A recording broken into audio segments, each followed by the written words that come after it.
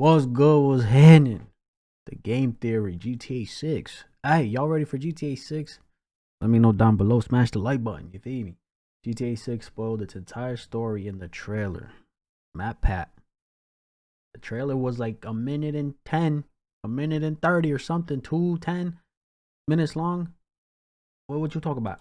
Grand Theft Auto 6 is finally here, or at least the first trailer is, and man does this game look incredible. But let me tell you, in just these 90 seconds, I believe that Rockstar has given us enough information to predict the entire 30+ hour plot of this game. Don't believe me? Just give me the next couple of minutes. I'm gonna prove to you that I know the plot a full 2 years before this game actually releases. I don't know about that, buddy.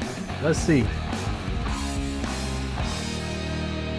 Hello, Internet! Welcome to Game Theory, where if this is our standard for goodness, then no wonder this country's screwed. And who would have thought that after this insane year of gaming, we'd go out on such a huge bang? It's like Rockstar saw the successes of Tears of the Kingdom, Baldur's Gate 3, Spider-Man 2, and just said, hold my Mountain Dew. It's not even a game release. This thing's a trailer, and the Internet just up and forgot about all those actual games and is now obsessed with analyzing this Rockstar trailer frame by frame to learn everything they can about GTA. It's crazy, bro, because I reacted to the trailer and I watched other people react to it, and they were pointing out things that I didn't even notice.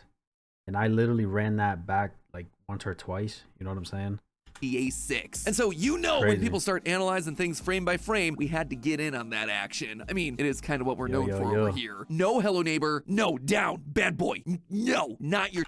It's kind of what we're known for over here. Tune in Friday. Premiere of Hello Neighbor animated series. Animated series? They're making an animated series, bro?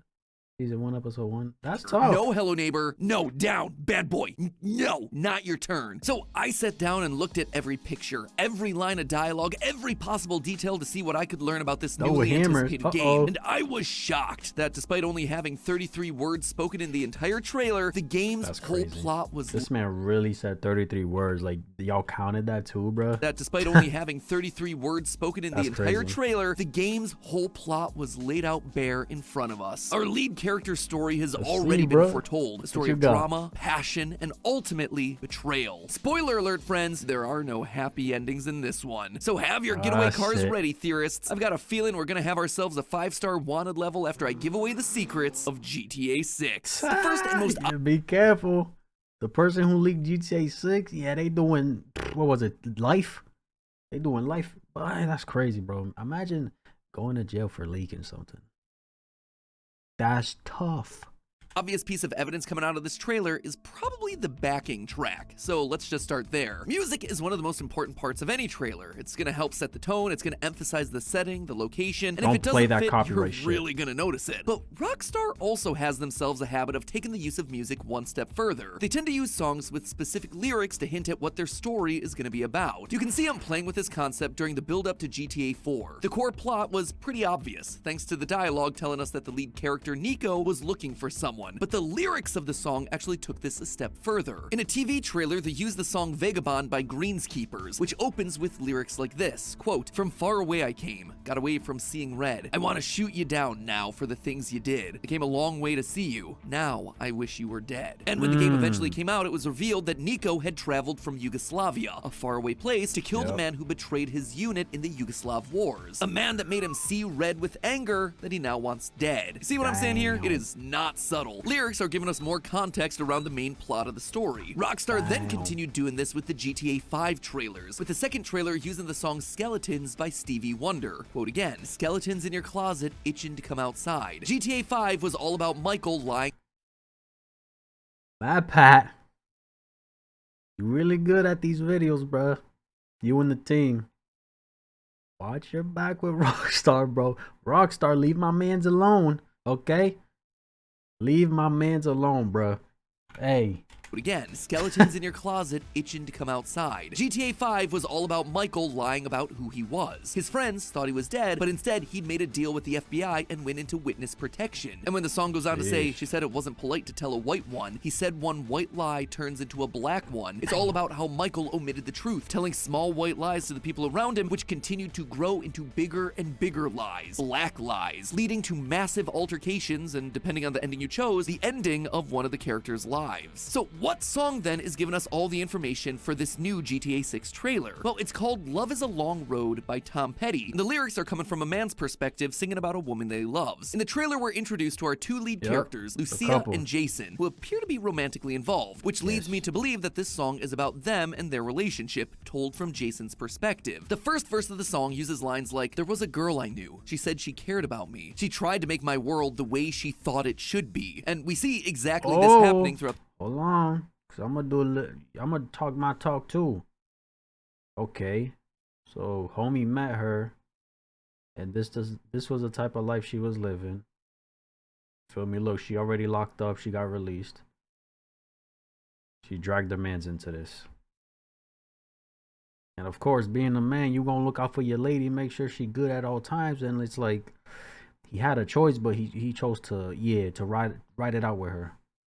The trailer, Lucia is the one running the show. She's the one doing most of the talking, giving us a big speech about how they need to stick together. She's the one counting the money in the car. And when they're robbing convenience stores, she's the one leading the charge. That's why all these lyrics feel so passive, more focused on what she thinks is best rather than what he wants. She tried to make my world what she thought it should be. So the fact that the lyrics are lining up with what we see in the trailer means that the rest of the lyrics in the song could probably be offering us more clues about what to expect in the game. For starters, we know that their relationship will eventually come to an end. The lyrics from the third verse say, "It was hard to give up. Some things are hard to let go. Some things are never enough." Notice that it's all being said in the past tense. Hold on. Maybe he was maybe he was in her world and he gave it up because, you know what I'm saying? It can't necessarily be that he left her. Maybe just the whole like leaving that lifestyle behind, that life behind, but still being with her. Or obviously it could mean leaving her, giving up on her. Long road of love that this couple was on, it's over now. But why? Well, let's again look back at the lyrics. Some things are hard to let go, some things are never enough. It seems to be referring to their lives as criminals. Either the money that they're getting or the thrill and adrenaline here is never enough. There's always gotta be just one more heist. The trailer places an emphasis on money in the final few shots. We get a nice big close-up of Lucia holding a big old wad of cash in the front seat as the police drive past. And we only see him pulling out guns in convenience stores. Places where the only thing you're going to be taken is petty cash from the register. It's likely that one of them wanted to get out of this life and the other one kept them in. We also get the line, "I'll give her one more chance." In fact, we actually get that line twice, which solidifies the idea that this is all about Lucia. She's the one calling the shots and seems to be the one that's more focused on doing just one more heist. But Jason, well, it seems like Jason may have other plans. You see, when looking back through the trailer, I noticed that Jason's face is never fully shown. It's always obscured in some way. The two major shots of him are in the car and during the ending motel scene. Both times we only get to see one half of his face. This is classic visual shorthand for someone hiding a part of themselves from us. By hiding one half of their face, we never actually get to connect with who they really are, get a sense of their full character. Think about like the Phantom of the Opera. He's hiding half of himself under a mask. We don't get to see the other half of who he truly is until the mask is removed, and finally then we realize, yeah, that guy, he's not that great. He was actually hiding a lot of awful stuff. The burns on his face, but also symbolically the evil in his heart. Compare that to Lucia, who regularly faces the camera practically straight on. She has nothing to hide. The only time that we see Jason forward facing in this entire thing is during the heist sections, where he and Lucia are wearing bandanas to hide their identities. So again, not allowing... I mean, and we seen both sides of the face. So we know he ain't got nothing to hide. Maybe his teeth crooked up or something. You know what I'm saying? Maybe he bit his tongue that day. I don't know. Us as the audience to fully see who he is or get a sense of whether or not we can truly trust him. And trust is actually a key point here. It's literally the final word from each character in the trailer. And when Lucia poses it as a question to Jason, look at how he responds. Trust? Trust. He's nervous throughout the trailer. In the car scene, when the police drive by, he looks panicked. But Lucia, she doesn't react that way. Hold on, because now that makes me question, what was his life before all of this? Hopefully we do in the game or in the trailer, we see, you know, his previous life. What was his life like before meeting Lucia? You know what I'm saying? That's going to be interesting, bro. And of course, I'm assuming you can switch between the two characters, just like GTA 5. That's going to be tough, man. She's got a more neutral expression. She's enjoying this. This isn't her first rodeo. Then again, presumably it wouldn't be Jason's either, so why is he so nervous? What secret is he trying to hide? What game is he playing? Well, before we get to the games that Jason is playing, let's talk- Wait. Why always gotta be the man playing some games? Women play games too, bro.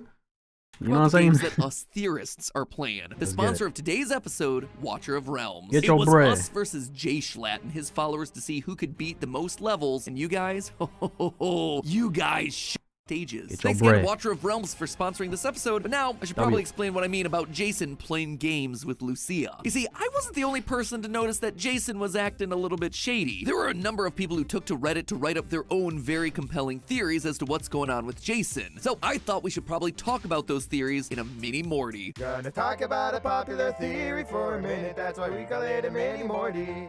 The overwhelming majority of theories that I saw circulating online were claiming that Jason's worried about getting caught by Lucia because he's an undercover cop, one that was assigned to get close to Lucia in order to take her down from the inside. But while on this mission, oh my god, that's actually, oh, yo. That shit, I ain't gonna lie, that shit remind me of Brian O'Connor in Fast and Furious, bro. You know what I'm saying? He was pretty much on both sides. He wanted to, you know, do his job, not lose his job, but he also didn't want to book his peoples. You know what I'm saying? That's actually a tough. Ooh, that's hard, bro. That's hard. Imagine at the end of the game, you just, you know what I'm saying? You just following along with her. You undercover. You try not to get caught. And it's like, baby, I had to do it. And then I'd assume that he's doing all of this because he's one of the top undercover officers or whatever have you, agents, right? And it's like he's gonna get a big ass reward for all of this. And oh my god, that's hard for real. That's actually tough. an undercover cop, one that was assigned to get close to Lucia in order to take her down from the inside. But while on this mission, he begins to fall in love with her. If we go back to the Tom Petty lyrics, she's changed his world, and that's why love feels like a tough and long road, because he's fighting with himself as to whether he follows his orders or his heart. And during the events of the game, he's eventually gonna snap as Lucia continues to push for more and more, ultimately pushing him into something that he doesn't want to do, crossing his moral boundaries. Fucking A, that is so tough, bro. If that is actually the game, I think the gameplay is going to be solid, bro. The story. That's literally some movie shit, bro. You hear that shit in movies. You know what I'm saying? I couldn't even tell you how many times I've heard or seen something similar like this in movies, bro. Again, the biggest one that stands out to me is Fast and Furious with Brian. That is so tough. Now, all of that might seem like a bit of a stretch, but there is more evidence here. Firstly, user Willie points out that if you look real close on that second to last shot of Jason, you can see two small holes in his ears. Those are earring holes, and it seems weird that he wouldn't be wearing them, which leads to the idea that he might have gotten rid of those in order to go undercover. His haircut also raised some suspicion because, as user God Garbage puts it, Jason really does have that cop haircut too if you think about it. User Jojo Reddit also points out that during the trailer we see a body cam shot from a white police officer, presumably Jason's body cam footage. And this is just my observations, but it's also worth pointing out that GTA 6 began development all the way back in 2014, a year where the media landscape was shaken by the passing of Paul Walker, the co-star of the Fast and Furious franchise. Now, Paul Walker's fuck is you talking about? I literally just pointed this shit out, bro. Literally just pointed this shit out. His character throughout the movies, that was him. He was Jason. You know what I'm saying? Bro, rest in peace, man. That shit hurt, bro. I remember this shit happening, and a day after, it was my birthday, bro. And mind you, Fast and Furious is one of my favorite movie series ever, bro. Watched every single one. Every new one that drops, I'm on it. I can rewatch this shit many, many, many times, bro. This shit hurt low-key for me, bro. I ain't gonna lie. 2014, a year where the media landscape was shaken by the passing of Paul Walker, the co-star of the Fast and Furious franchise. Now, Paul Walker's character Brian was an undercover cop that got romantically involved with a member of the gang that he was investigating. Seems like Rockstar might have taken some inspiration for Jason there. But for as compelling as that argument might seem, there are plenty of holes here. Pretty sure the second movie, wasn't it based off Miami too? Right, in Florida?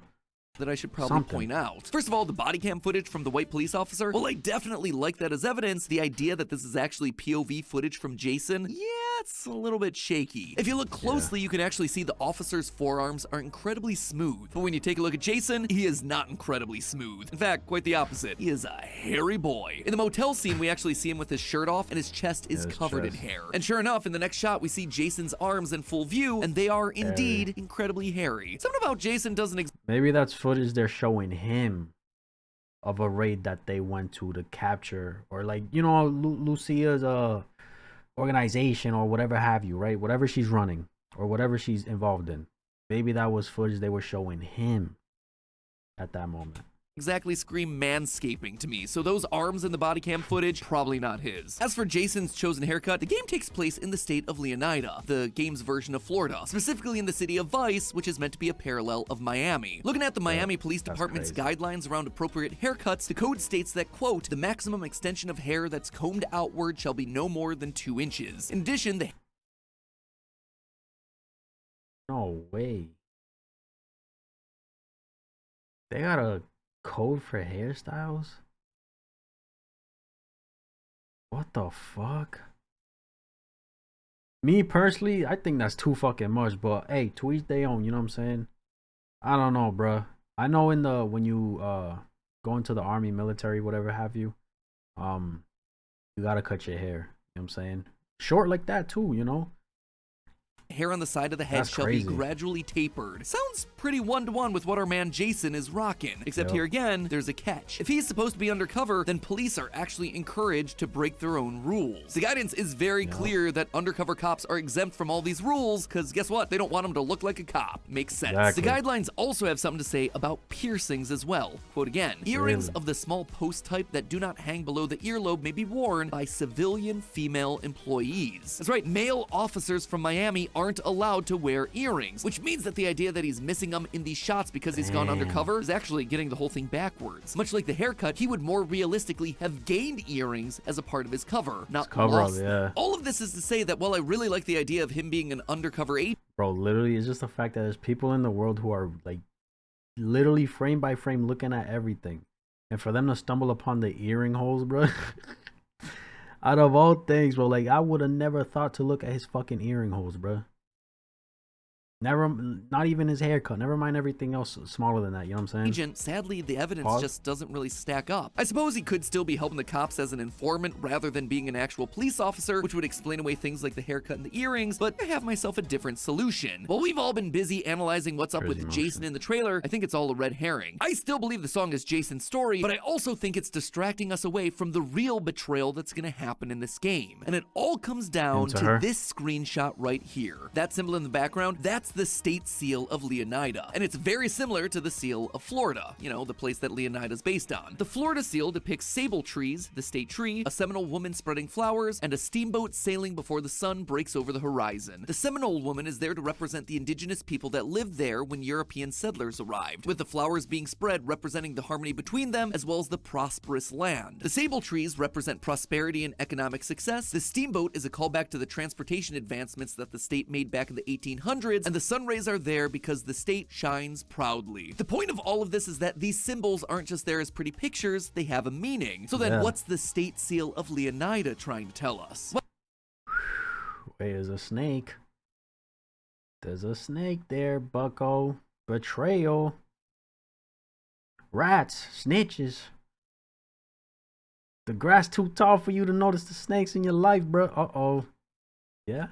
Well, in the seal, we also get the sunshine rays, the steamboat, and the palm tree, connecting it back to the Florida seal that this is based on. But there are also a few key differences. First, let's talk about the woman. Unlike in the Florida seal, where she's looking to the earth and spreading flowers and prosperity to the land, in GTA 6, we have a woman in a red dress looking off into the distance, longing for something beyond the land that she's currently standing on. This would match what we were saying about Lucia earlier in the video. She's longing for something more. Things are never enough for her. It's always going to be just one more heist, one more payday, and then they're gonna be able to leave this place and bro, she thick as hell too, boy.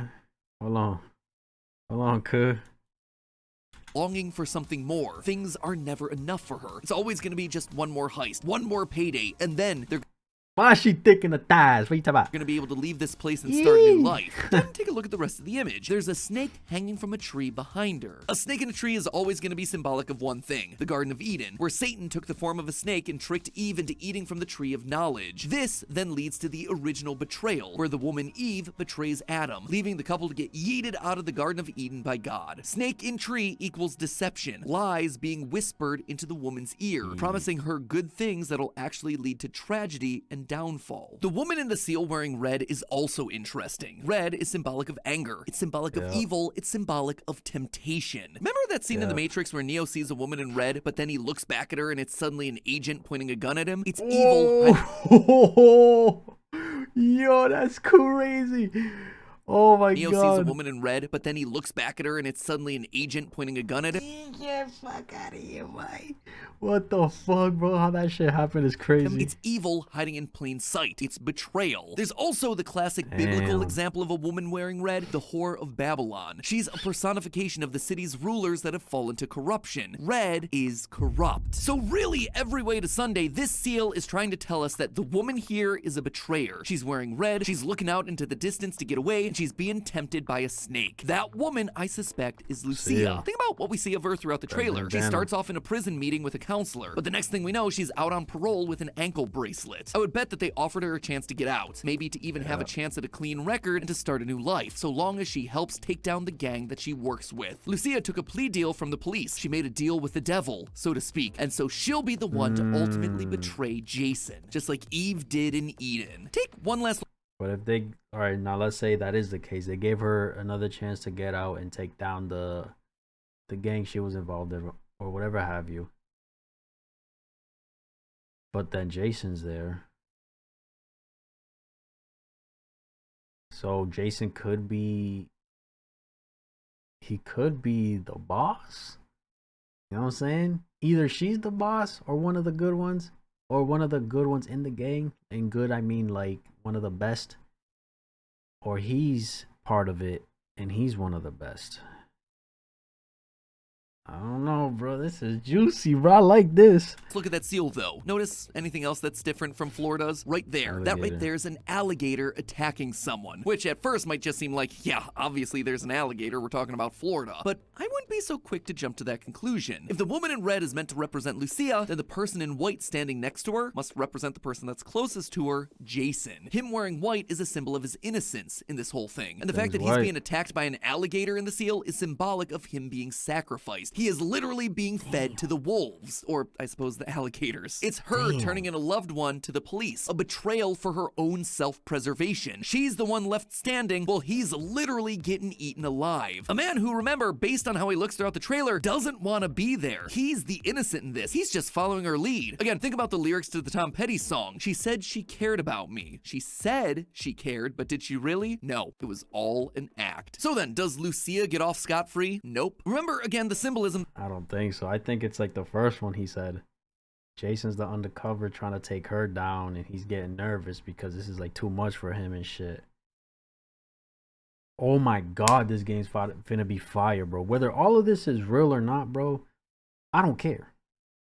I don't care. The game gonna be fire, okay? That we're talking about here. Eve listens to the devil, Satan, the snake in the tree that's feeding her lies. The snake gets her to betray Adam, sure, but they both wind up suffering the consequences. They both lose. And I suspect that that's going to apply to Lucia here. She listens to the cops. She betrays Jason thinking that it's going to be the thing that gets her off, gets her to escape to a better life, but it's going to backfire. She's going to be taken down too. That's why she's left on the shore. Damn, bro. So they using her for real, bro, if that's the case. The system's using her to take down the game because they know she's part of it or knows a lot of information about it.